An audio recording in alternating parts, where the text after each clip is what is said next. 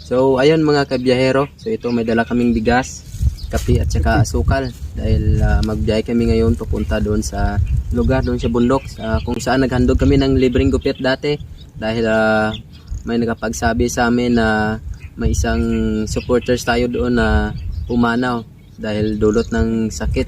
So ayan, may dala kaming bigas, kunting tulong lang para sa pamilya nila. So ito dala namin sa mga kunting pangailangan nila.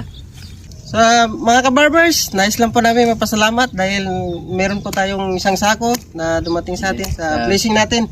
So ayun mga kabiyero, so pa-follow, pa-share ng aming mga videos mga kabiyero para nang sigadon makaabot po o makarating sa may mabuting kalooban dyan, pa-video natin at saka kapag-share ng kanilang mga blessings din para doon sa mga kababayan natin sa bundok.